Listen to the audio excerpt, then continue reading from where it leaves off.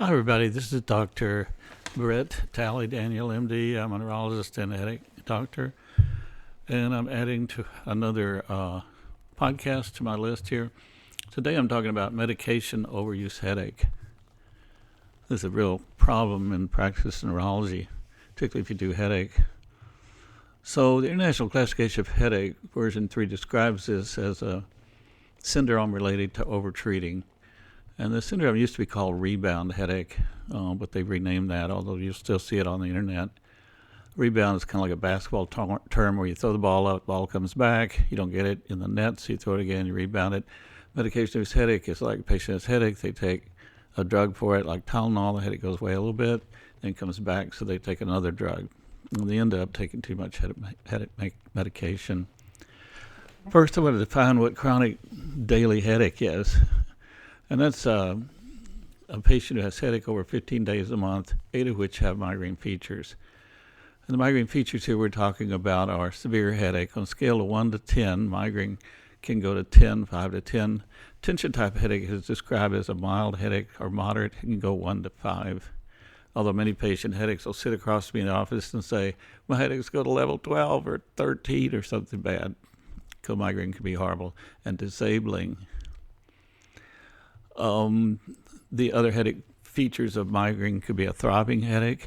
Tension headache is described as pressure or squeezing or tight. Migraine is throbbing or pulsating. Migraine headaches may be one-sided, and the word migraine comes from a Latin term which means half of head or hemicrania. Migraine headaches may have nausea or vomiting because they turn the vomit center on with them. And they may have sensitivity to light and sound and to smell or olfaction. Migraines last, by definition, from 4 to 72 hours or 3 days, period. Now, an episodic migraine is described as 8 headache days a month. And so that's a less severe problem, really.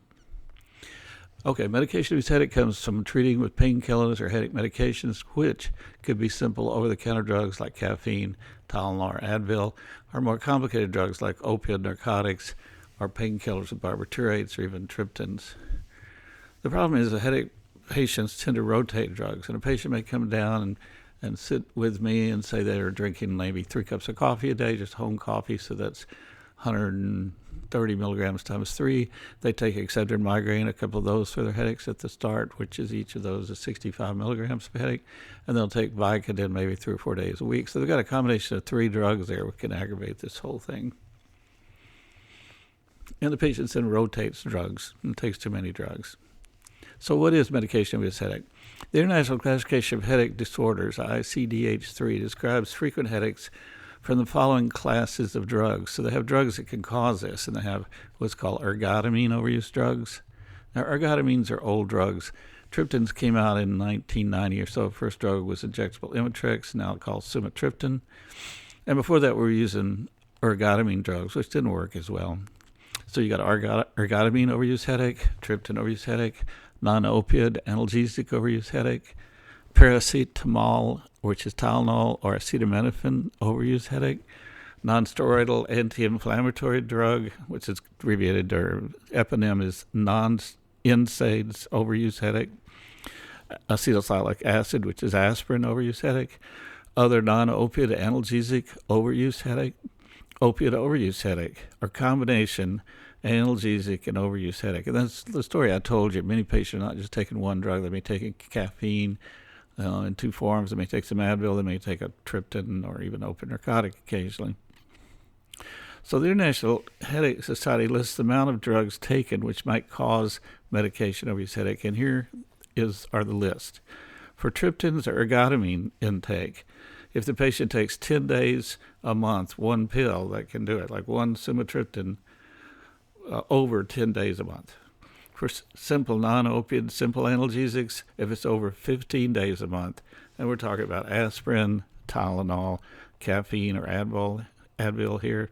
Opiates or analgesics combined with barbiturates, for the worst drugs, that's about 10 days a month. And many people who have medication-induced headache frequently either have frank, previously acknowledged migraine, or rarely tension-type headache, or they may have occult previously undiagnosed migraine, which is migraine features. So when you talk to them, they say, well, they have sinus headache. Well, sinus headache really is usually migraine. They have menstrual headache. Well, that's a feature of migraine. They may have one-sided headache, again, which is a migraine feature.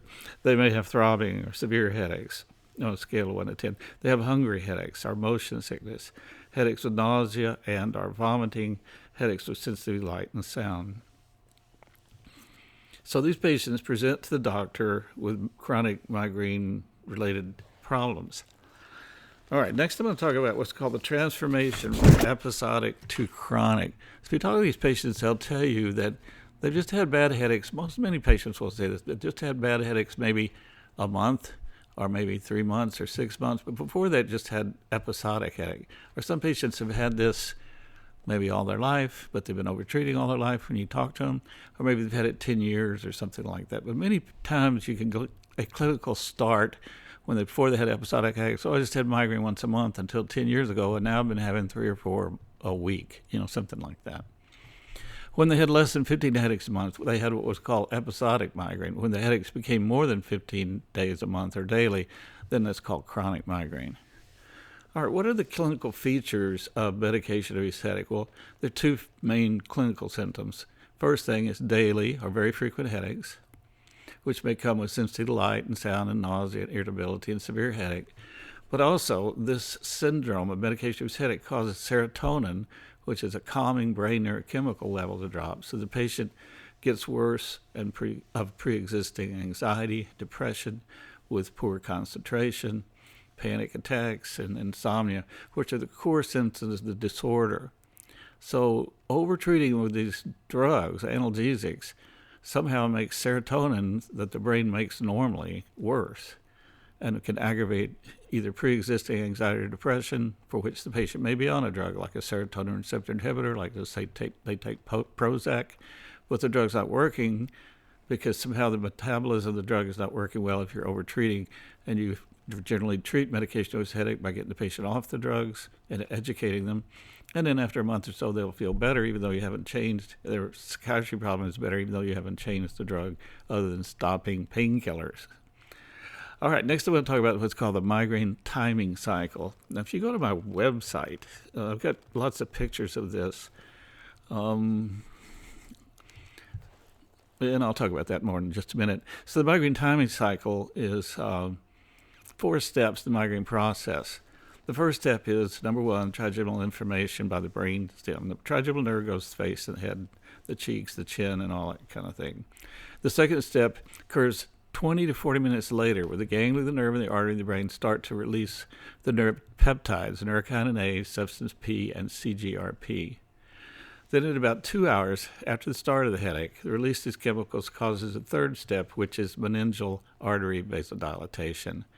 And then the fourth step happens at 3 to 4 hours since the onset of headache, which is inflammation of the thalamus, a deep nucleus in the center of the brain, which is called the pain center of the brain. The brain itself is not sensitive to pain, but structures in it, like the trigeminal nerves, the arteries are. So the fourth step is also called central sensitization, so the central nervous system, because steps 1, 2, and 3 occur in the skull. So step 1 is trigeminal inflammation. That's the peripheral nerve.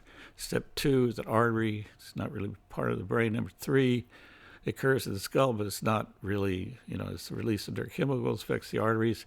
But only stage 4 is part of the brain, which is deep nucleus inside the brain. And I think that's why migraine is so severe and migraine is so disabling. Why does this transformation occur? Well, we really don't know the exact reason for that. But again, it goes back to this deal where a single episode of migraine will last 4 to 72 hours. That is, a migraine will last up to 3 days. Some patients tell me they have a migraine that will last a week or 5 days. Well, that's not really a single episode of migraine, but most likely they're taking too much headache medicine. They have chronic migraine or something close to that. So what's going on here? It's for the metabolic features of the brain related to the release of inflammatory vasodilated neurochemicals, the substance P, neurokinin, and CGRP. If the patient keeps taking medication through the entire length of their 3-day migraine, it comes about so after 3 days pass, every time they take a cup of coffee, like home coffees, 130 mils of caffeine, or they take a Tylenol, a sumatriptan, or at worst, hydrocodone or tramadol, or at the very worst, a headache barbiturate drug such as Fiordal. Then they get 3 more days of headache because the bothersome neurochemicals come on and the headache just keeps going on. It's kind of like you're putting lighter fluid on a fire. So taking the headache medicines makes these chemicals come out and kind of lights the fire in your brain, which is a headache. I hope it's a good analogy, makes sense. And when the brain becomes sensitized to this drug, repeat dosing is causing these chemicals to be released. The thing just keeps going on. So little stories, clinical story. I saw a patient once who was 64 when I met her, and she'd been over-treated with Advil since her mother told her as a child it was okay to take it 4 to 10 times a day. And she was about 6 years old when she started that. And I saw another man who was 60 years old, been taking up to 10 Excedrin migraine tablets every day with 65 milligrams in each tablet. So that's like 650 milligrams of caffeine a day since he was a child. And both these patients improved by education and detoxing off the medicines they'd been taking. And these are the benign stories mixed in with countless patients who come in taking hydrocodone or tramadol, both of which are opiate narcotics. Now, several years ago, because of the opioid crisis that America is in, we're slowly dealing with now, hydrocodone is an opiate narcotic, and it was causing a huge number of deaths and addiction problems. So the FDA restricted it to be a drug. You had to write what's called a triplicate prescription. It's a special kind of prescription that you can't renew. You have to come to the doctor's office to pick it up. The doctor can't call it into the drugstore or anything like that. And so when that happened, then all the patients, all the doctors switched over to tramadol, became a real common thing. The worst, though, drug for acute migraine therapy is clearly a drug with a barbiturate in it, such as Fiordal. Now, Marilyn Monroe overdosed on a barbiturate drug and died in 1960. Barbiturate drugs have a long half-life and stay in your body a long time. So if someone overdoses on it, you can't just dialyze the drug out by putting a needle in your arm and hooking it up to a kidney dialysis machine. You have to put the patient intubated in the ICU and support them ventilatory-wise for respiration for a week, and finally the drug goes away. So most people will quit using it for a sleeping pill, and there are other drugs that can be taken for that reason period.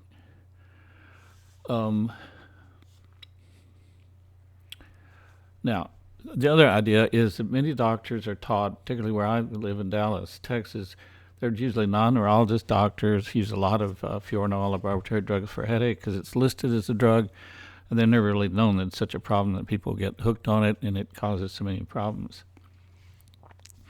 But the truth about it is that barbiturate headache drugs have been banned in every country in the world except Canada and the United States because they're notorious for causing medication overuse headache. And the sad statement I have heard at headache meetings in the United States is that, quote, barbiturate headache drugs are the only reason to go from Mexico to the United States for purchase. Apparently you can buy hydrocodone in Mexico without a prescription, but you can't buy Fiordal. So next I'm going to give a list of the drugs that usually cause medication overuse headache.